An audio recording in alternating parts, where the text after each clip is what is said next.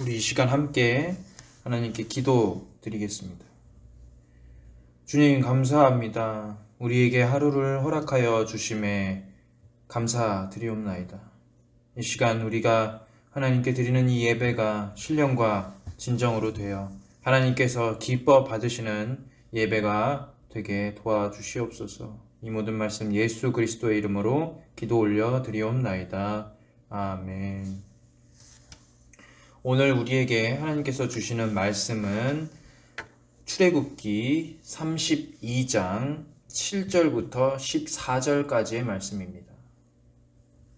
출애굽기 32장 7절부터 14절까지의 말씀입니다. 저와 여러분이 합독하여 읽도록 하겠습니다.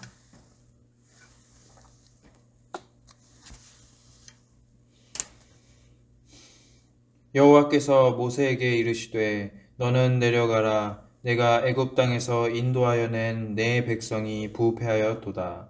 그들이 내가 그들에게 명한 길을 속히 떠나 자기를 위하여 송아지를 부어 만들고 그것을 숭배하며 그것에게 희생을 드리며 말하기를 이스라엘아 이는 너희를 애굽 땅에서 인도하여 낸 너희 신이라 하였도다.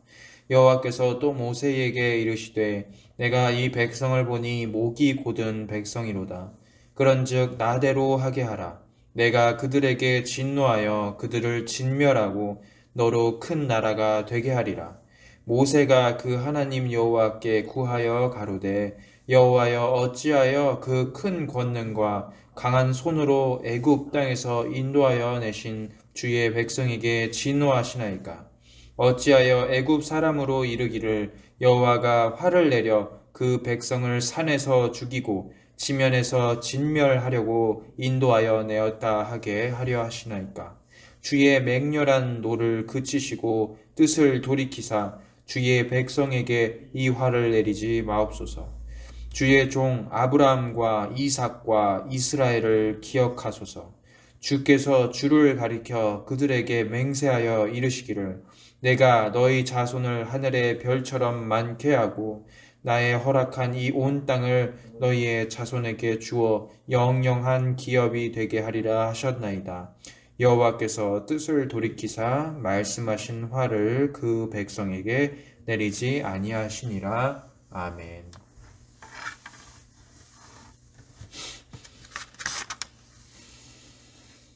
이 세상에 하나님을 온전히 이해하는 사람이 과연 있을까요? 이해한다는 말은 어떤 뜻입니까? 상대방을 안다는 것을 전제합니다. 상대방을 알기 위해서는 어마어마한 노력이 필요하죠.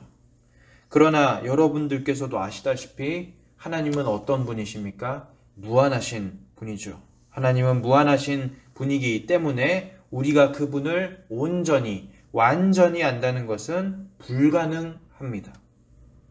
즉, 하나님은 그 성품에 때문에 인간에게 온전히 알려지시지도 않으며 인간에게 이해되지도 않으시며 우리의 생각은 그분을 영원히 쫓을 수가 없습니다.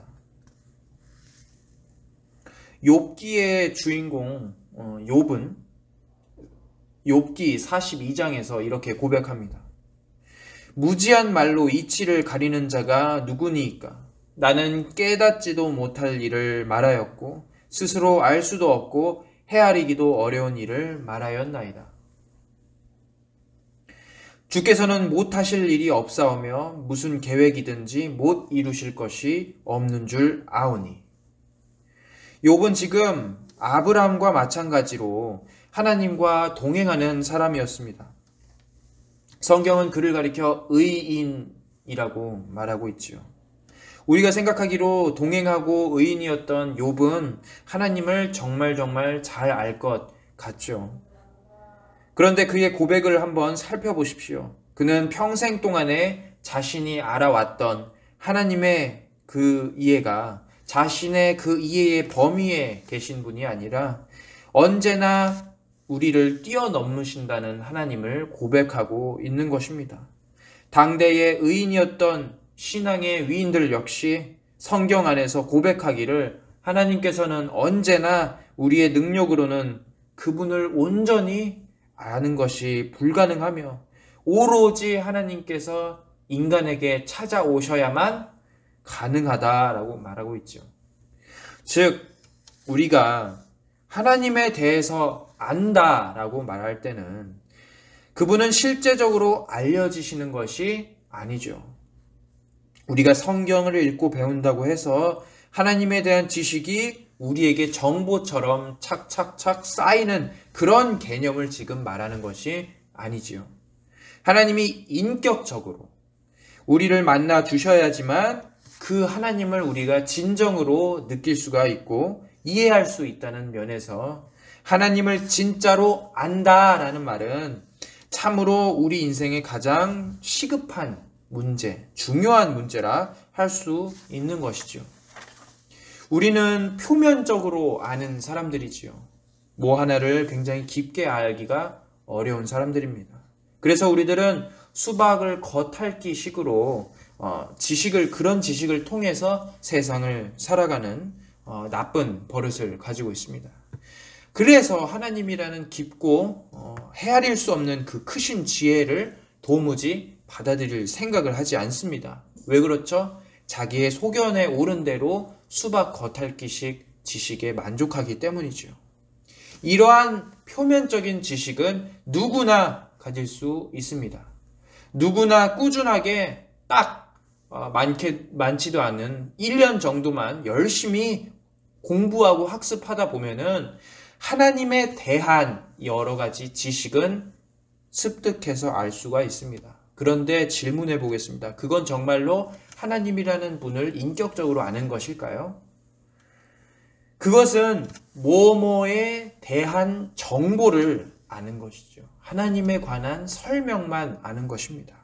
반면에 성경에서 우리가 배우고 있는 이 성경 속에서 하나님을 안다, 하나님을 이해한다 라고 말할 때는 그것은 인격적인 만남, 하나님과 인간의 만남을 통해서 그분 자체를 아는 것을 뜻하죠.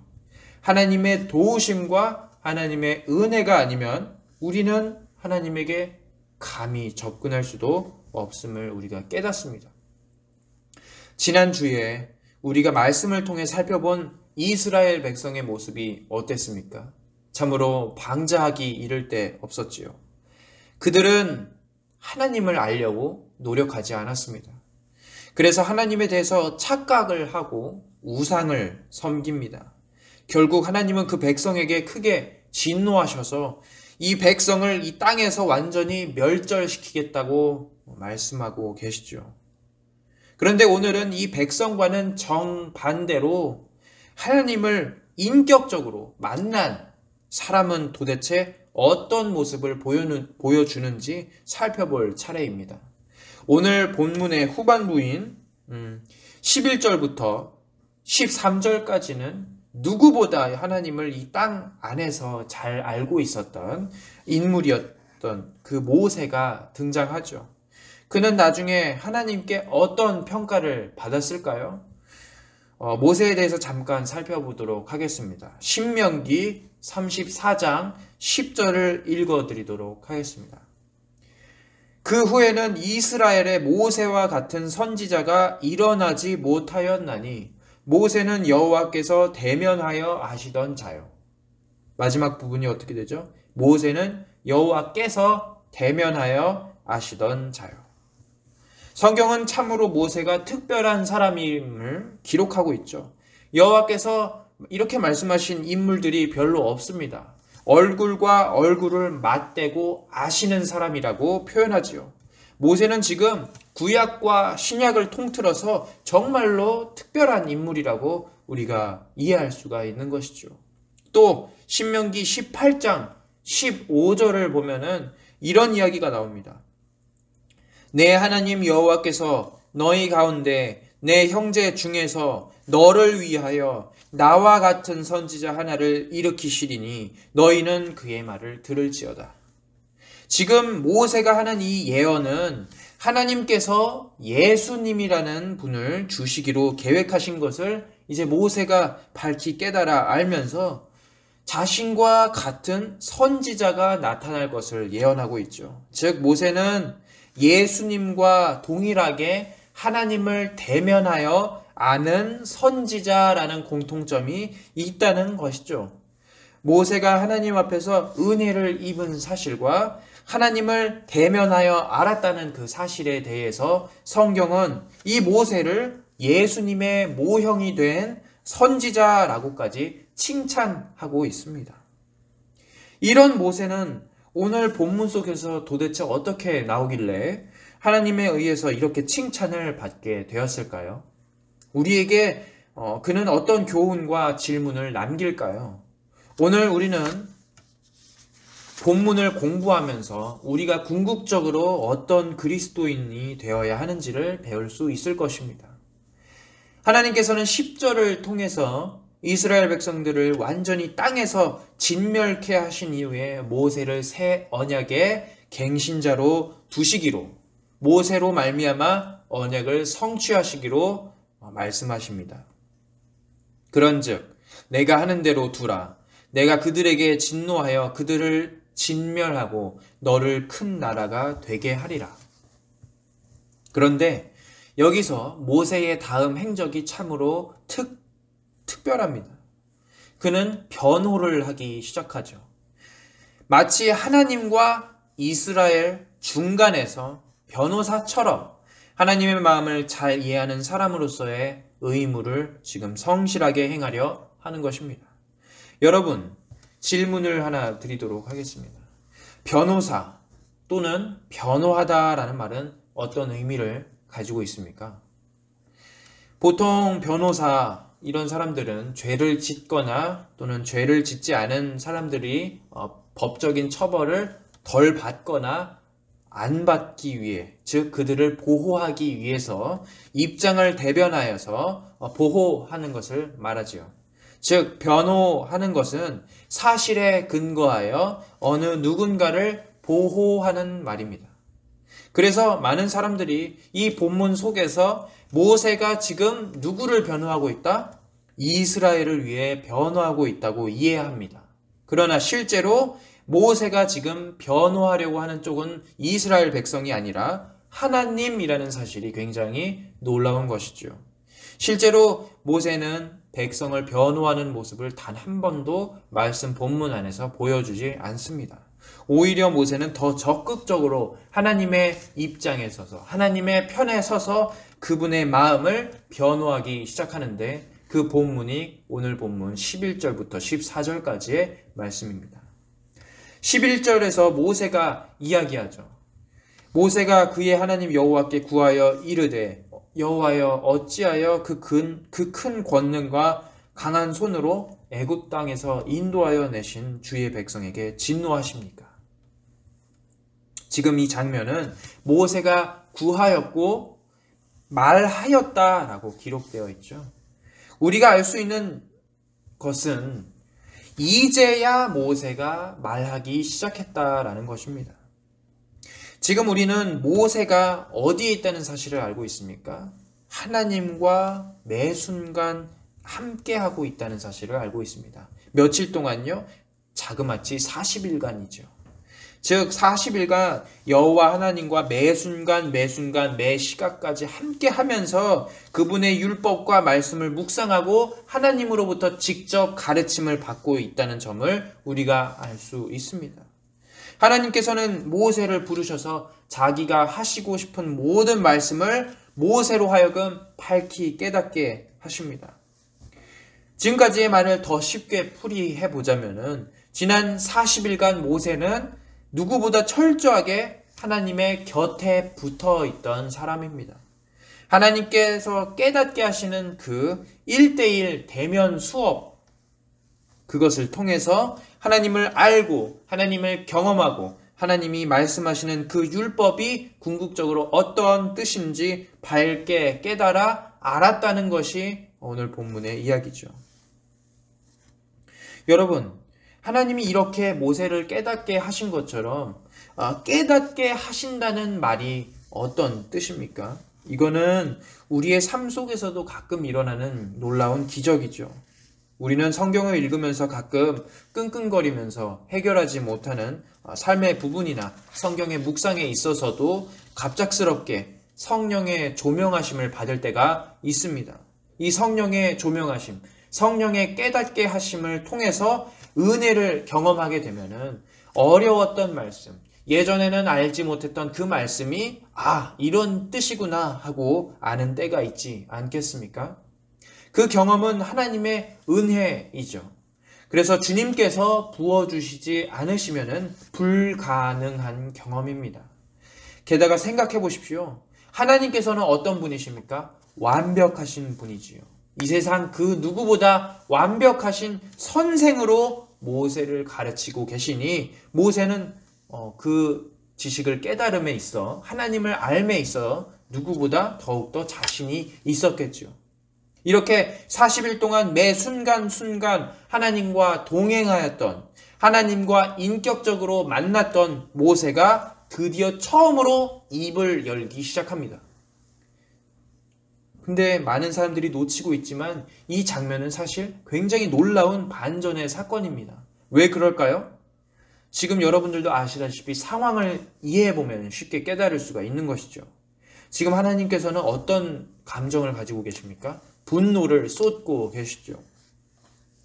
여러분들도 사극이나 비슷한 드라마를 보실 때에 임금이, 한 나라의 왕이 불같은 그 분노를 쏟을 때에 신하들의 태도를 보신 적이 있을 것입니다. 신하들이 어떻게 행동하죠?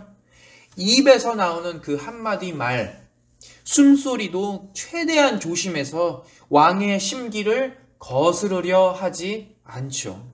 왕의 분노를 지금 신하들은 대신 받을까봐 너무 두려워서 반응하지 못하는 것입니다. 입을 어떻게 해요? 잘못 놀리면 죽은 목숨이기 때문이죠. 이 분노한 상태에서는 어떤 말을 들어도 계속 더 화가 날 뿐입니다. 상황에 합당한 말이라 할지라도, 또 하나님께 자비를 요청한다 할지라도 그것은 마찬가지겠죠. 하물며 그 인간 임금, 왕 앞에서도 그렇게 심히 우리가 떨고 있는데 만군의 주님이시고 만주의 주님이신 그 하나님 앞에서 어떻게 우리가 입을 열 수가 있겠습니까? 그런 상황 속에서 누가 입을 열고 있죠? 모세가 입을 열어 구하여 말하였다라고 하고 있죠. 결국 이것은 에스더, 우리가 읽어보았던 에스더 왕과 같은 고백이 될 것입니다. 왕의 앞에 나아갈 때에 왕후 에스더는 어떤 마음가짐을 가지고 고백을 합니까? 죽으면 죽으리이다 라고 담대하게 그 왕 앞에 나아가죠. 이것이야말로 지금 모세의 고백인 것입니다. 모세가 지금 입을 벌려 얘기하죠. 자신의 목숨을 걸고 하나님 앞에서 이야기하려 하는 것입니다. 그 이야기가 무엇이냐? 11절에서 모세는 어찌 하나님께서는 그 크신 권능과 손으로 애굽 땅에서 구하신 백성에게 진노하십니까? 라고 묻습니다. 많은 사람들이 이 표현을 가리켜 하나님 왜 백성한테 화를 내세요? 결코 지금 백성을 변호하는 말이 아니죠. 백성은 잘못이 없는데 왜 하나님께서 화를 내시냐 하고 모세가 말한 것이 아닙니다. 모세는 지금 하나님의 성품이 어떠하신지, 그분의 마음이 어떠하신지를 이해하여 하나님의 영광을 위해서만 변호하려고 하고 있습니다. 하나님께서 백성을 죽이시면 안 되는 이유가 무엇입니까? 지금 11절은 안 나와 있지만 그 뒤에 나오는 본문들과 연결되죠. 모세는 철저히 하나님께서만 영광을 받으셔야 하므로 그분이 이스라엘에게 진노하셔서 그 백성을 멸하시려는 그분의 뜻이 결국 하나님의 영광을 가리게 할 것을 걱정하는 것이죠. 여러분, 만약에 이 상황 속에서 모세가 다른 말을 했다면 어떤 결과가 있었을까요? 백성을 용서해 주십시오. 하나님, 백성을 굽어 살펴 주십시오. 라고 모세가 고백했다면 어떤 결과가 나왔을까요? 우리 한번 신명기 18장 20절을 읽어보도록 하겠습니다. 신명기 18장 20절입니다. 만일 어떤 선지자가 내가 전하라고 명령하지 아니한 말을 제 마음대로 내 이름으로 전하든지 다른 신들의 이름으로 말하면 그 선지자는 죽임을 당하리라 하셨느니라. 신명기는 뭐라고 증언합니까? 선지자의 입에서 나오는 모든 말이 어떤 말이죠? 하나님의 말이라고 언급하고 있죠. 즉 선지자는 어떤 책임이 있습니까? 하나님께서 전하시는 그 말씀이 아니거나 자기의 마음대로 말하게 되면은 어떻게 된다고 나와 있죠? 하나님 앞에서 반드시 죽으리라 라고 증언하고 있죠. 즉 선지자였던 모세도 결국 똑같은 것입니다. 역시 그 입에 그리고 또 그 행동에 무거운 책임을 가지고 있는 사람이라 할 수 있습니다. 아무리 지금 위대한 지도자인 모세라 할지라도 그 순간에 만약에 합당하지 않은 말이나 하나님의 영광을 위하지 않은 말을 했다면은 모세의 운명이 어떻게 되었을지도 우리는 모르는 것이죠. 지금 이러한 시각을 가지고 한번 다시 본문을 읽어보시도록 하십시오. 모세가 하나님에 대해서 말을 할 때에 어떤 점을 알 수가 있습니까? 지금 모세는 하나님에 대해서 정확하게 아는 말을 하고 있으며 모세는 지금 하나님이 명하시는 말만 한다는 것입니다. 모세로서는 지금 하나님에 대해서 정말 잘 알기 때문에 입을 열 수 있었던 것이니 참으로 대단한 일이 아니겠습니까? 모세가 하나님 앞에 담담하게 서서 입을 여는 그 의지는 백성을 보호하겠다 하는 의지가 아니죠. 오히려 하나님 편에 섭니다. 모세는 하나님의 영광을 위해서 변호하기 시작합니다. 12절을 읽어보도록 하겠습니다. 어찌하여 애굽 사람들의 이르기를 여호와가 자기의 백성을 산에서 죽이고 지면에서 진멸하려는 악한 의도로 인도해내었다고 말하게 하려 하십니까? 주의 맹렬한 노를 그치시고 뜻을 돌이키사 주의 백성에게 이 화를 내리지 마십시오. 모세는 지금 어찌하여 라는 의문문으로 하나님께 질문합니다. 모세가 지금 걱정하는 것은 단 한 가지죠. 하나님께서 이스라엘 백성들을 친히 구해 주셨습니다. 그 위대한 구원의 역사가 만약에 여기서 중단된다면은 하나님께서 친히 징계하셨던 그 애굽의 백성들, 온 이스라엘 백성들을 지켜보고 있는 가나안의 열방들이 하나님을 조롱할 것이기 때문에 하나님은 하나님의 영광을 지키기 위해서라도 백성을 진멸하지 마시라라는 것이죠. 즉 지금 모세가 걱정하고 있는 것은 백성의 목숨이 아니라 오히려 하나님인 것이죠.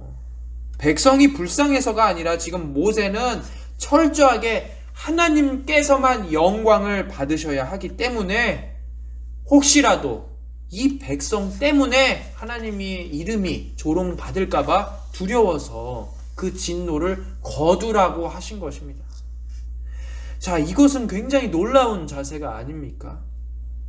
왕 중에 왕, 만군의 여호와 앞에 서서 대면하여 하나님과 얼굴과 얼굴을 맞대는 이 사람은 하나님에 대한 확실한 지식으로 무장하여 그분의 마음을 헤아리고 있죠. 모세가 말하길 하나님, 지금 이 상황 속에서 하나님께서 노를 거두지 않으시고 이 백성을 멸하시면은 모든 백성들이 하나님을 가리켜 백성을 진멸하기 위해서 이끌어낸 우스운 신이다 라고 말할 것입니다. 하고 모세는 하나님께 말을 한 거죠. 하나님의 명예와 그분의 영광을 지키실 것을 요구하고 있습니다. 이것은 이 선지자가 얼마나 하나님을 잘 알고 그분의 마음을 이해했으며 그분을 사랑하고 있는지를 잘 나타내고 있는 것이죠. 백성을 지금 멸하시고 모세로 새 언약의 갱신을 이루시겠다는 그 하나님의 약속은 사실상 모세로서는 거부할 수가 없는 굉장히 큰 이득인 것입니다. 왜 그렇습니까? 하나님이 노하셔서 백성을 멸하신 다음에 모세를 언약의 갱신자로 만드신다는 그 약속은 이 언약의 대상이 아브라함과 이삭과 야곱으로 멈추는 것이 아니라 모세까지 이어져서 하나님의 새로운 백성이 모세를 통해서 날 것이란 뜻이죠. 즉 하나님의 새로운 백성들은 모세에게서 날 것이며 모세의 백성, 모세의 자손들이 하늘의 별과 같고 그들은 복의 통로가 되어서 모세의 이름이 아브라함처럼 후대에 아름답게 빛날 것을 하나님께서는 모세에게 약속해 주셨으니 누군들 그것을 거부하겠습니까? 그런데 생각해 보십시오. 누군가의 위대한 조상이 되고 누군가의 복의 근원이 되고 누군가의 언약에 항상 기억되는 그 사람이 된다는 것은 굉장히 우리로서는 큰 영광이고 포기할 수 없는 인간의 가장 큰 명예죠. 그러나 모세는 그런 하나님의 약속에는 하나도 관심을 주지 않습니다. 지금 모세가 목숨을 걸고 집중하는 것은 자신의 이름이 온 땅에 유명해지는 것이 아니죠. 모세가 지금 목숨을 걸고 하나님 앞에 나와서 죽으면 죽으리이다 하고 선지자로서 입을 열고 있는 이 모습은 하나님을 사랑하기 위해, 하나님의 편에 서기 위해, 하나님의 마음을 유일하게 알기 위해 다가오는 것이죠. 즉 모세에게 중요한 것은 언약의 갱신과 그 영광이 자신의 이름을 비추는 것이 절대 아니죠.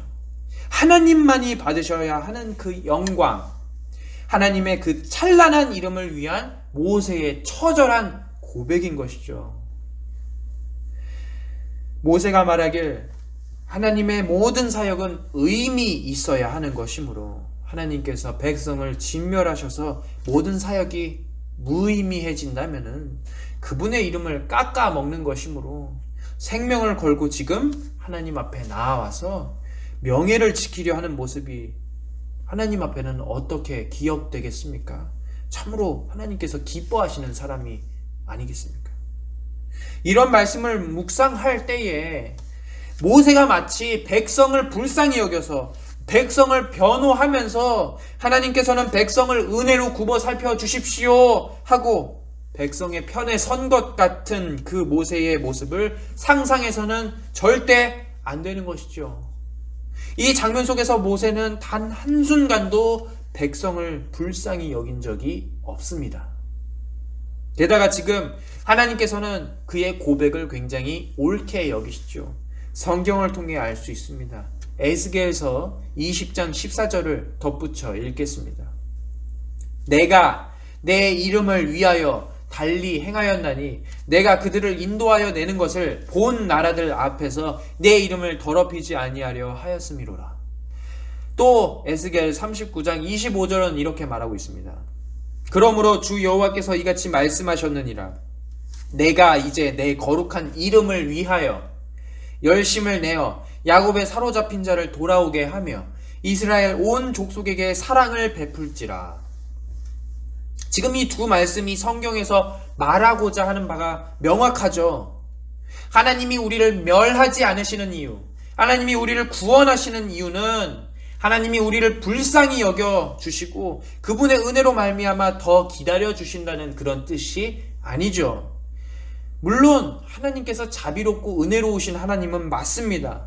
그분은 은혜를 주셔서 용서하시기도 하시고 기다려 주시기도 하죠. 그러나 하나님은 오늘 본문 속에서 어떻게 등장하십니까? 그분께서는 자신의 이름을 위해서 행하시는 분, 자신의 이름이 더럽혀지지 않기 위해 행하시는 분, 자신의 이름을 거룩하게 여기기 위해서 백성들을 진멸 가운데 두지 않으시고 그 백성을 아껴 주시리라 라고 말하고 있죠. 에스겔 선지자의 입에서 나온 이 고백과 모세의 그 처절한 고백은 일맥상통한 것입니다. 성경은 일관적으로 백성이 불쌍하기 때문에 하나님께서 진노를 멈추신 것이 아니라고 합니다. 하나님께서는 하나님의 이름을 위해 행동하시는 그런 분으로 우리가 성경을 통해 알 수가 있죠. 우리가 알 수 있는 것은 하나님의 이름만이 온 땅에 높아지기 위함이라는 그 사실이 드러나는데, 이 말씀이 정말 두려운 말씀 아니겠습니까? 이 말씀은 하나님의 한 가지 성품에 연결되는데, 그것이 바로 오늘 본문 13절과 연결됩니다. 주의 종 아브라함과 이삭과 이스라엘을 기억하소서. 주께서 그들을 위하여 주를 가리켜 맹세하여 이르시기를 내가 너희의 자손을 하늘의 별처럼 많게 하고 내가 허락한 이 온 땅을 너희의 자손에게 주어 영원한 기업이 되게 하리라 하셨나이다. 그렇다면 많은 이들이 하나님을 가리켜 오해하겠죠. 백성을 인정사정 봐주지 않으시는 분, 자신의 이름만을 위하는 하나님, 그런 하나님으로 오해하지만 우리가 방금 읽었던 13절은 어떻게 말합니까? 오히려 성경은 하나님이 그런 분임을 아니라는 사실을 알려주고 있죠. 그분이 백성을 궁극적으로 생각하시는 까닭이 여기 드러나고 있잖아요. 그것은 하나님이 반드시 언약을 지키시는 참 하나님이라는 것입니다. 이 말은 무슨 뜻입니까? 하나님은 과거에 아브라함, 이삭, 야곱과 맺으셨던 그 언약을 기억하시면서 그들과의 그 약속까지도 굉장히 소중하게 여기시고 하나님으로서 책임감을 다하시는 분이라는 사실이 이 13절에 드러나는 것이죠. 우리가 집중해야 할 부분도 여기 있습니다. 하나님이 지금 이 아브라함과 이삭과 야곱, 이 작은 인간과의 그 언약에 매이셔서 꽁꽁 묶이셔서 옴짝달짝 못하시는 분이 아니냐. 근데 그게 아니죠. 하나님은 어떤 분이십니까? 그 작고 작은 인간 아브라함, 이삭, 그 야곱, 이 세상 사람들이 보기에 스펙적으로 봐도 아무런 쓸모없는 그런 사람들과 맺으셨던 그 약속을 기억해 주시고 인격적으로 맺으셨던 그 관계를 끝까지 지키시고 포기하지 않는다는 어마어마한 은혜가 아니겠습니까? 즉 모세는 하나님에 대해서 어떻게 고백하고 있어요? 하나님께서는 공동체나 다수와 만나셔서 언약을 통해서 대충 구원을 던져주시는 분이 아니라 하나님께서는 언제나 역사 속에서 작은 인물들 하나하나에 직접 찾아오셔서 맺으셨던 그 언약을 통해서 그들을 생각하시는 정말 큰 은혜를 가진 분이 드러나는 것이죠. 그런 의미에서 이스라엘 백성들이 과거 홍해에서 구원받은 그 현장은 사실 하나님과의 인격적인 만남의 장소였던 것입니다. 하나님의 능력을 200만 명이나 되는 그 사람들이 눈으로 직접 경험하고 이제 펼쳐지는 그 구원의 현장 속에서 백성들은 하나님께서 개개인에게 허락하시는 그 감동과 은혜를 느끼고 끊임없이 묵상하고 하나님께 매달려야만 하는데, 오로지 지금 어떤 인물이 모세만이 하나님의 마음을 이해하고 있죠. 200만 명이나 되는 그 백성 가운데 하나님을 이해하는 자는 오로지 모세밖에 없습니다.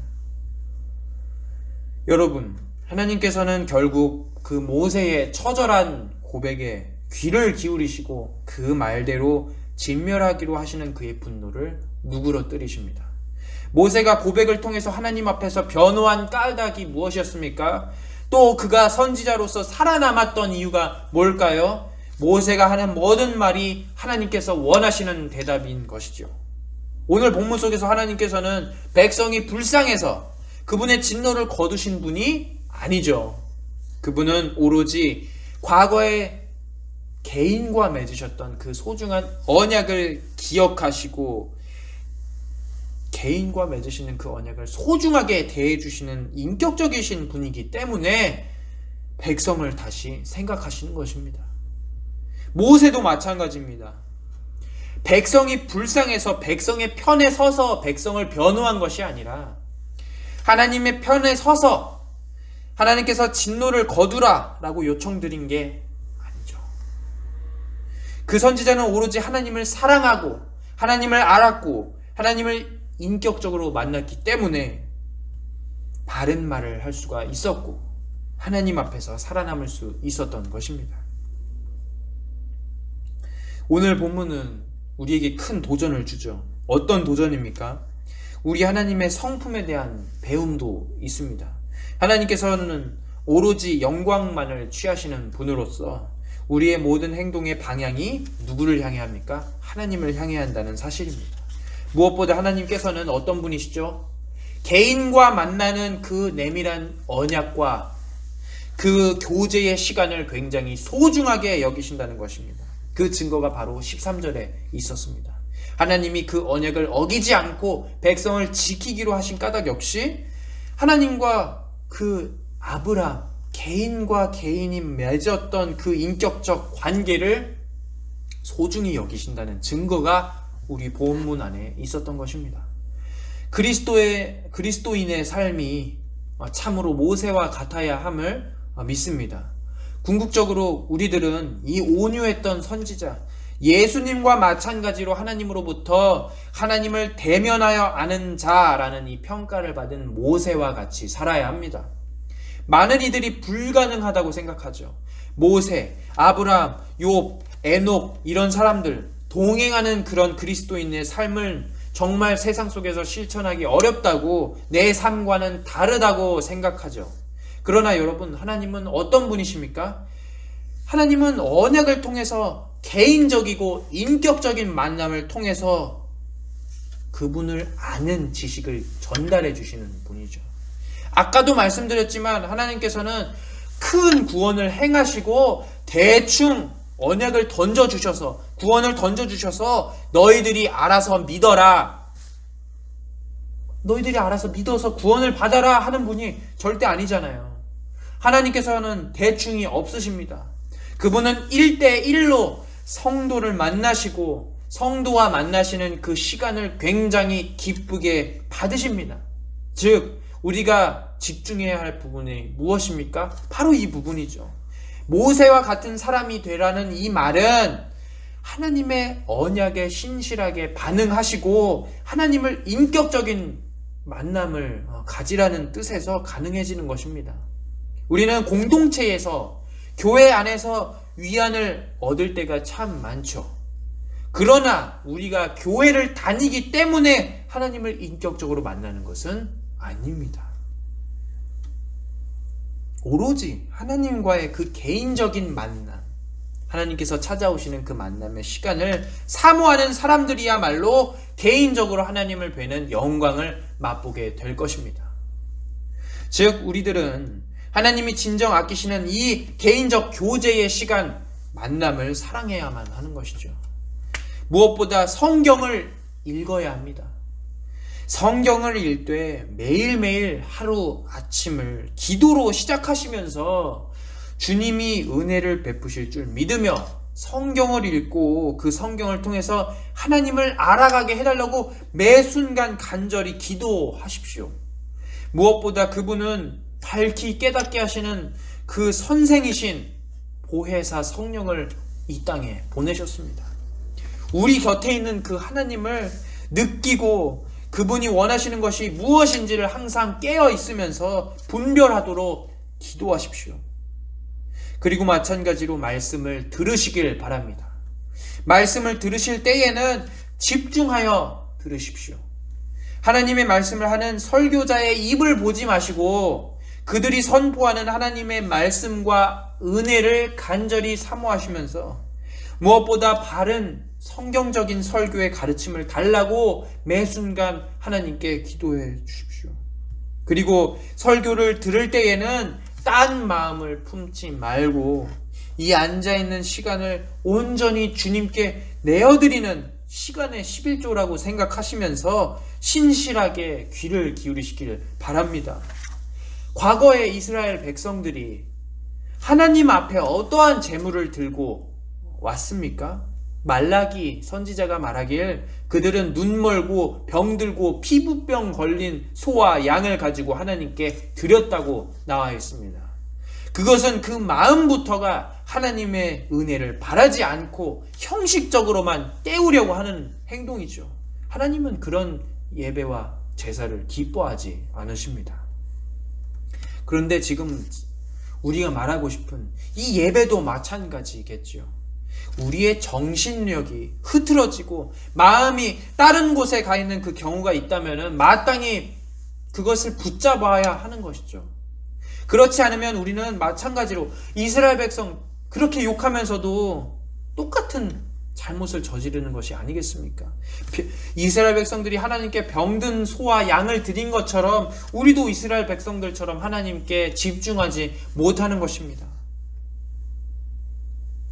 모세와 같은 그리스도인들이 어떻게 될까요? 방금 얘기해 드렸죠.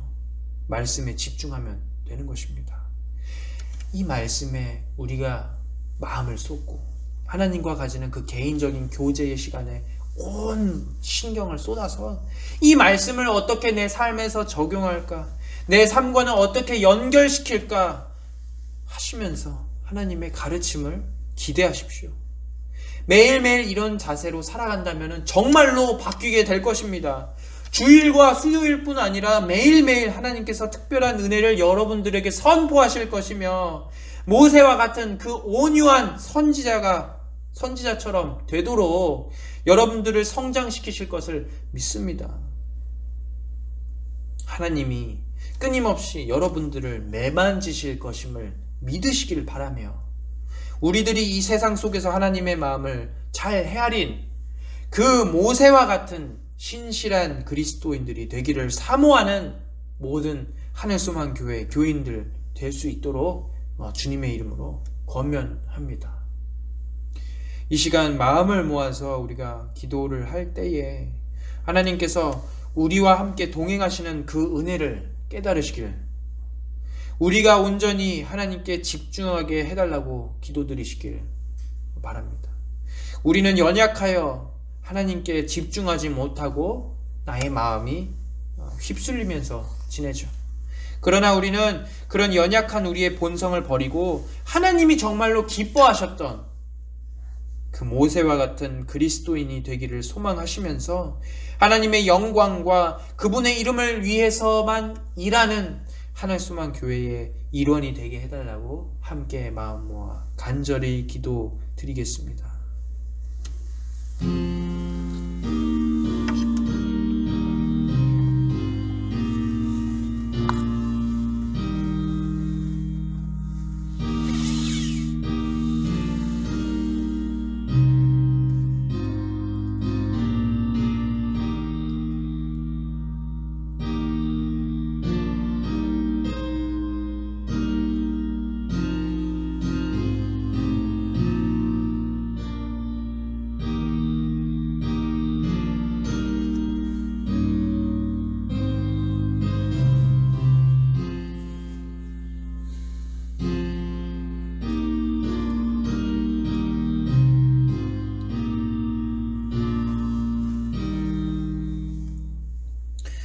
주님, 감사드리옵나이다.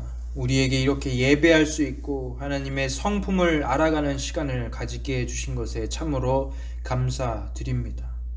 아버지, 우리가 삶 속에서 얼마나 하나님을 놓치고 지내는지 참으로 부끄럽습니다.